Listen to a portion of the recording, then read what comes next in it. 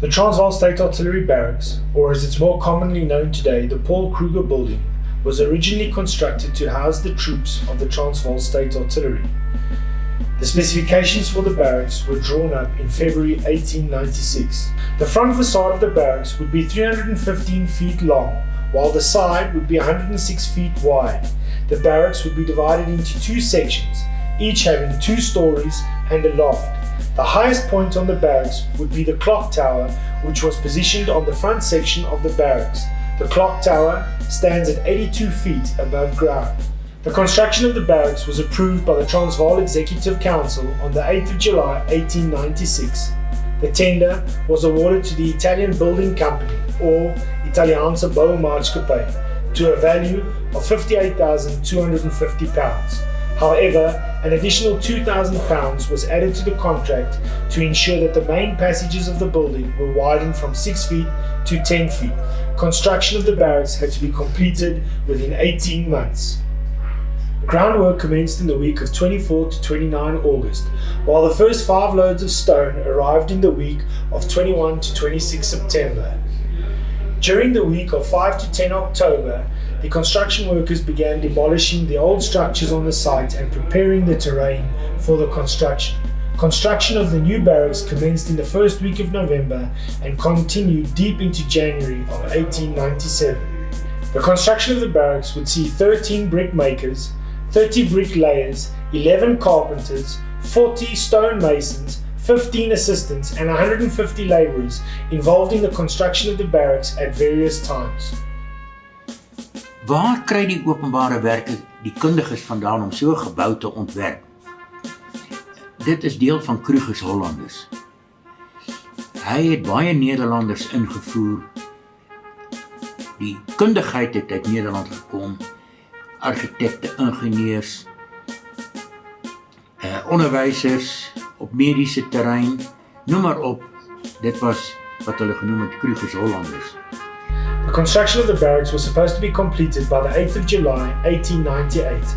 However, due to the numerous stoppages, which resulted from a shortage of building material, the barracks was only handed over in the week of 12 to 17 September 1898. The contractor was fined £10 a day for late delivery, plus an additional £400 for the non-delivery of the clock tower. After the initial maintenance period was completed, the contractor received final payment for the delivery of the barracks on the 25th of March 1899. In a Department of Public Works report to the Commandant General, it was proudly stated that the South African Republic was now in possession of an artillery camp rivaling the best in the world. For the majority of its lifetime, the barracks was rarely used for the purpose it was intended. Shortly after construction was completed, the British occupied the Transvaal as a result of the Second Boer War.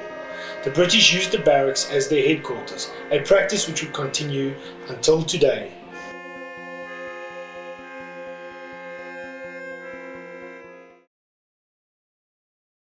The Tender Commission of the Transvaal Republic awarded tender number 768 to the value of R67,500 to the local contractor J.J. Kirkness for the construction of 6 new stables for the Transvaal State Artillery on the 20th of August 1895.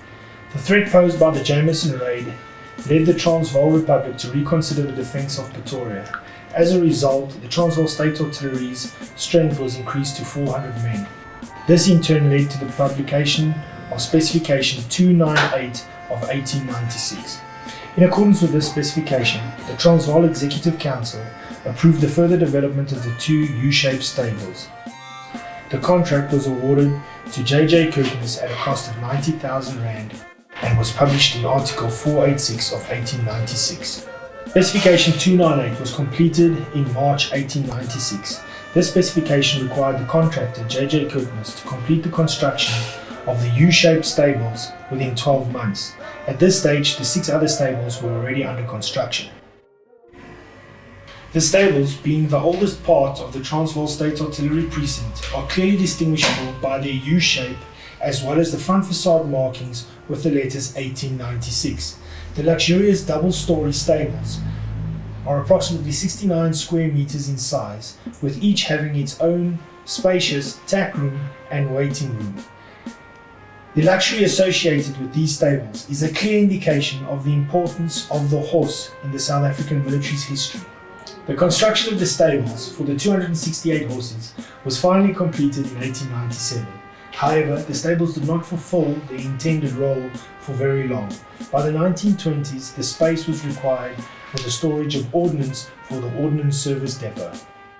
In 1935, it was decided to expand upon the stable parade due to the growing requirements of the South African military. 2 additional buildings were added to the stable square on the western side. The original perimeter wall that was used to separate the artillery precinct from the veld on the western side was used as one of the walls for the 2 buildings that were constructed in 1935. These original walls can still be seen today. With the start of the Second World War, the demand for space for both stores and offices increased dramatically. As a result, a number of the oak partitions in some of the stables were removed to create additional storage space for stores, while other stores were left in place and simply used as offices for the numerous clerks working within the precinct. The veld on the western side of the precinct, which was previously under the control of the Department of Forestry, was now also included to support the war effort.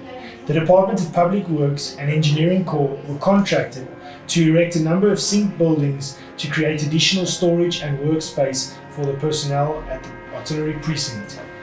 The stables continued to function as the Ordnance Service Depot, later being renamed 5 Base Ordnance Depot.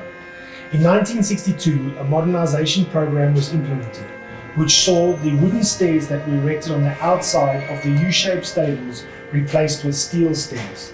A number of the wooden doors of the stables were also replaced with steel doors, while the last remaining oak floors and stall partitions were removed. By 1977, the stables were starting to show signs of severe deterioration. As a result of age and the weather, a decision was taken to plaster and paint their walls. However, later in 1977, a decision was made to declare the stables and the entire artillery precinct a national monument. As a result, no further construction was allowed to take place on the stables. Today, the southernmost stable, as well as the northeastern section of the northern stable, can be seen as plastered and having been painted. With the closure of 5 Base Ordnance Depot, the stables were incorporated into the Defence Headquarters of the South African Defence Force. The South African Defence Force headquarters was later relocated to the Arms Corps building, its current location, while the South African Army headquarters occupied the precinct. The stables were then incorporated into the South African Army headquarters and continued to serve as stores and workshops for the South African Army headquarters unit.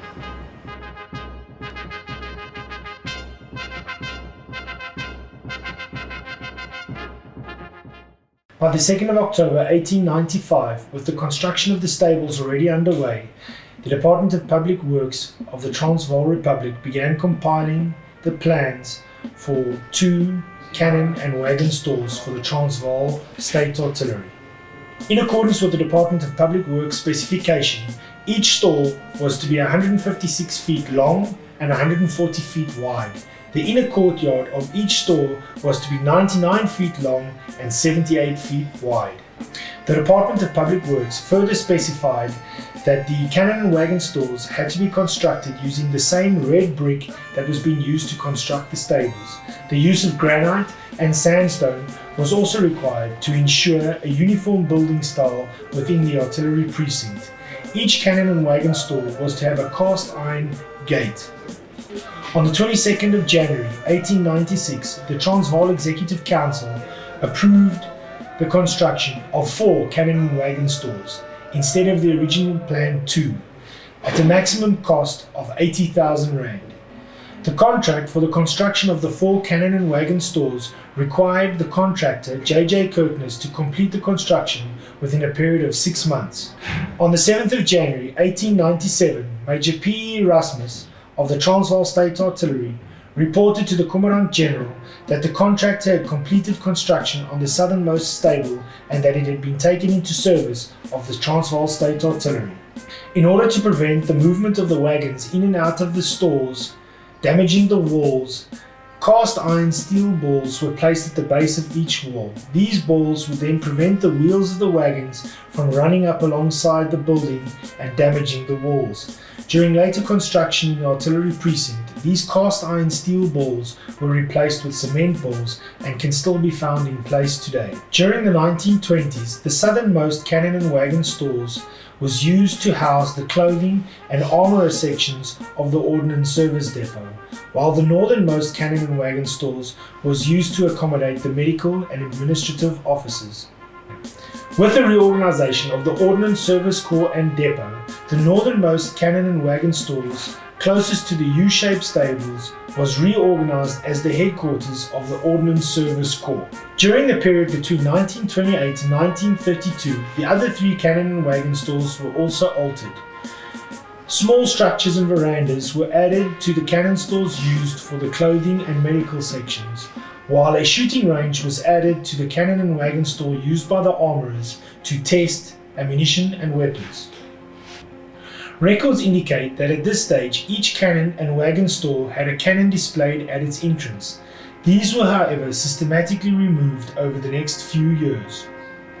In 1942, a second story was added to the southernmost cannon and wagon stores in order to create additional storage and office space during the Second World War.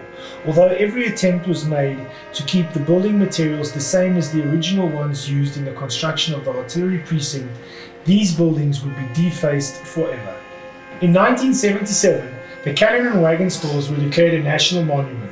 This was, however, too late to save the southernmost cannon and wagon stores from being plastered and painted. Since then, the cannon and wagon stores have been used as the headquarters of the Ordnance Service Corps, as a library, as an archive, and is currently being used as offices for personnel working at the South African Army headquarters.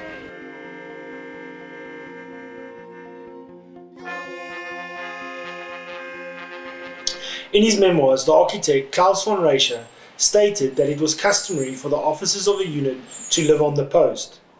As a result, he envisioned that a number of houses would be constructed on the outskirts of the camp to accommodate the officers and non-commissioned officers of the Transvaal State Artillery. Klaus von Reischer, the architect, completed the plans for the 15 residences, 9 for the officers and 6 for the NCOs on the 18th of December 1895. He then submitted the architectural plans to Mr. S. Vierge, the head of the Department of Public Works, for final approval. Besides the intended occupant, the various categories of houses also differed in terms of the size, the height of the ceiling, the height and width of the passage, as well as the width of the front door frame. Also, the non-commissioned officers' houses did not have a stall in the yard.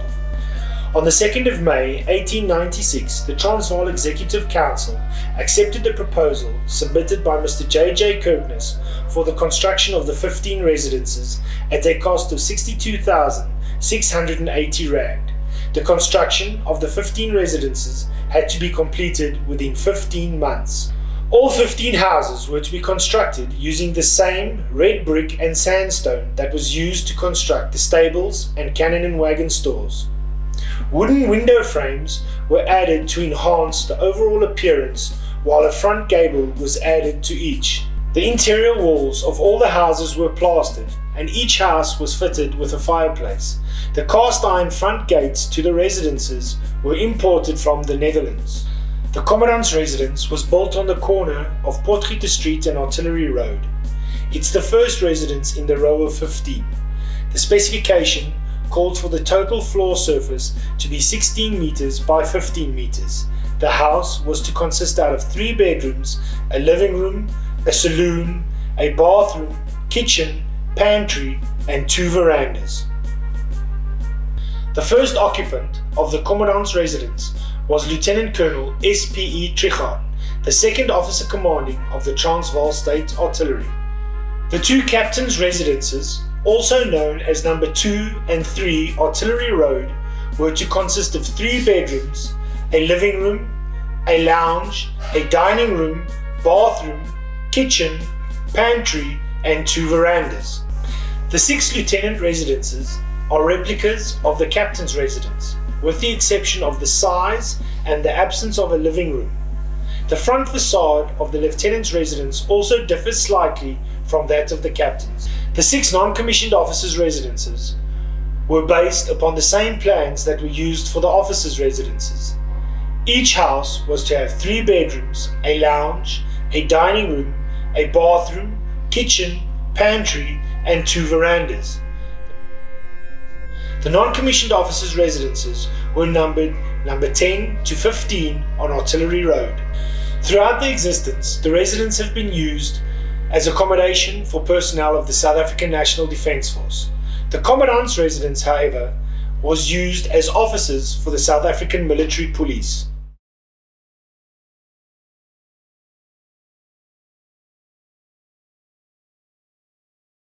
The overall layout of the artillery precinct called for the construction of the field telegraph, magazines and wagon stores on the northeastern side of the complex.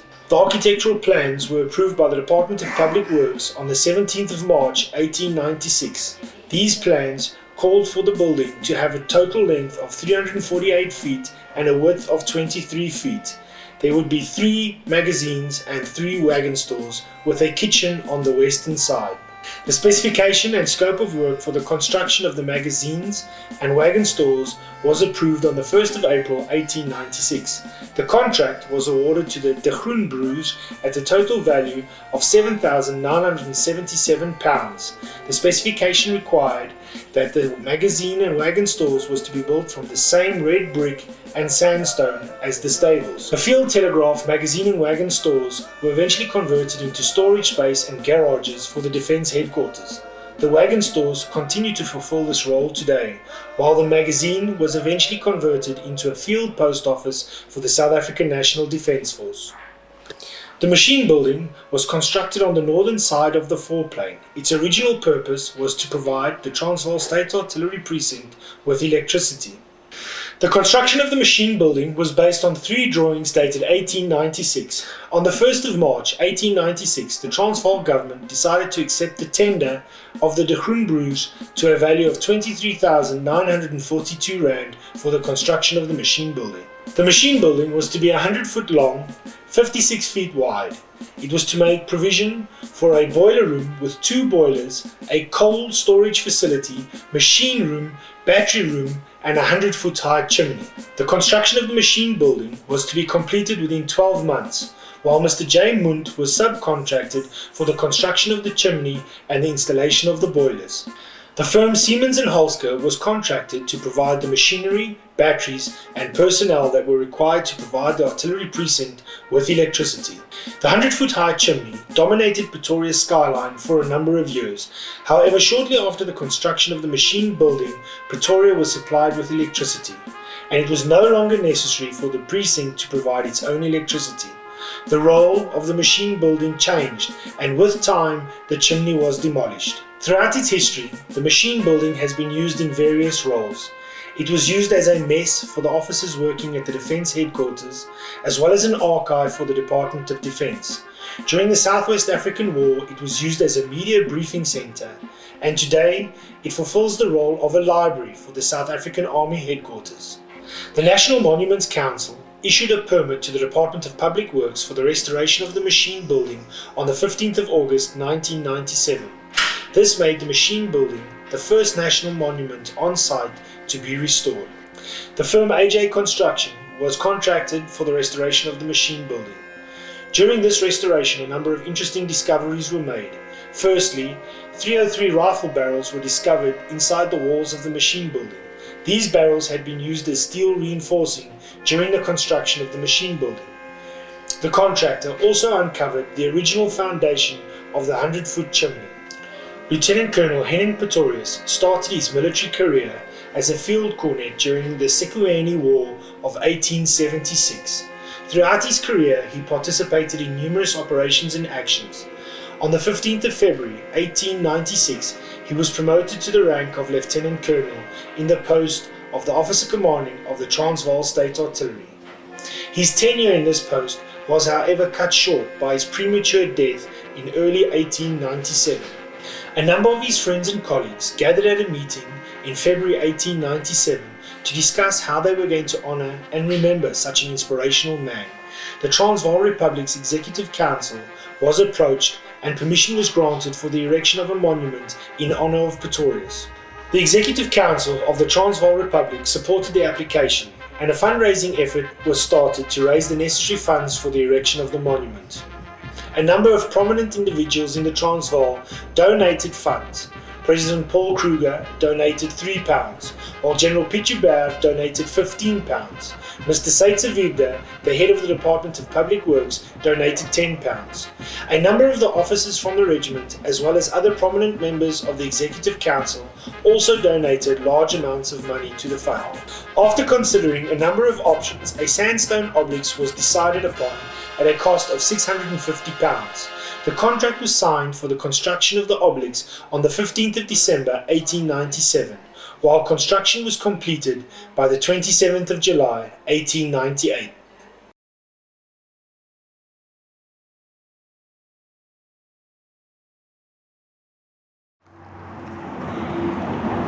The building behind me was completed in 1927, but it had quite a story before that. Behind this building is a building what is called the Kaserne. Barracks. It was designed by Seitzer-Wiebder for 400 men. The offices, the military offices, were in Market Street, today Paul Kruger Street, and they became too small. They started in 1924 with the design, and then it went out on tender, and a building contractor by the name of Brocco and Company of Port Elizabeth was the lowest tender. There were 21 tenderers. It's a straightforward, functional building. On the corners of the buildings, we have sort of buttresses. So you have a 240-degree view. That stems from the old fortifications where you had buttresses on the corners of your fort. The Portail Kruger, it originally stems from the bridges they had at the castle to prevent unwanted visitors. At the Portail Kruger, you can see a shield. It is pure, aesthetical, but originally the owner of the castle had his coat of arms engraved in the shield. Here we have the keystone in the shape of a young woman's face. That means, a woman's face means the future, health, progress. An architect uses these forms to express the functionality of the building. On another keystone, we will show a different example. It contains various features from nature. There's a flower, a chestnut, we see a protea in there. The architect in many cases allowed the freedom of the mason to do what he likes. It wasn't always prescribed what the architect wanted, he left it to the artist. In die bopunt kry ons 'n skild. Hierdie skild is blank en die sluitstuk is 'n leeukop, teken van krag en sterkte. Met weerskante van die skild is daar 'n pylkoker met pyle wat op verdediging dui.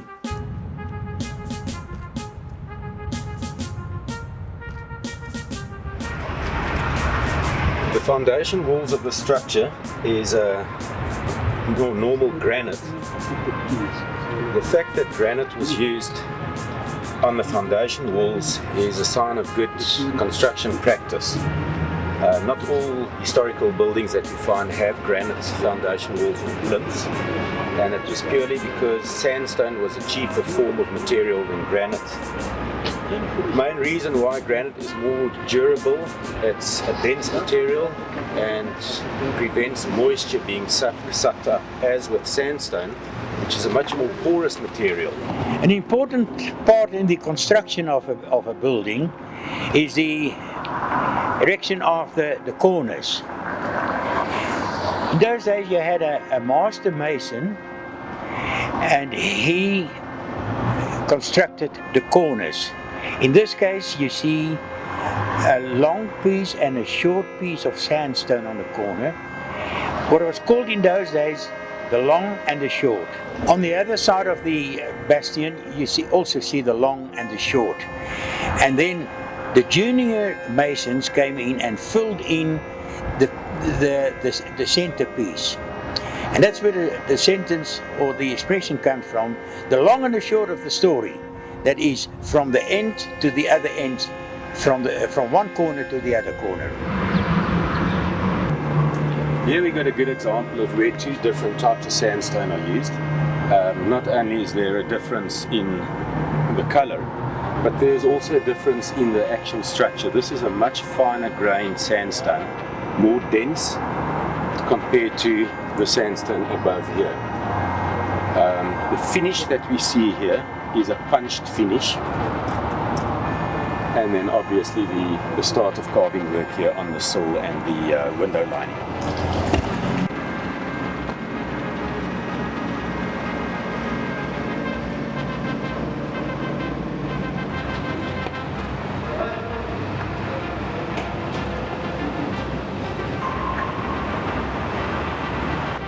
This is a different form of a keystone in the shape of an old man. If you look closely, you see his helmet. So the architect brings in the military aspect into this keystone. The old man means wisdom, with all the years of experience. And that is why this artistic piece of sandstone artwork is of importance to have this in this building.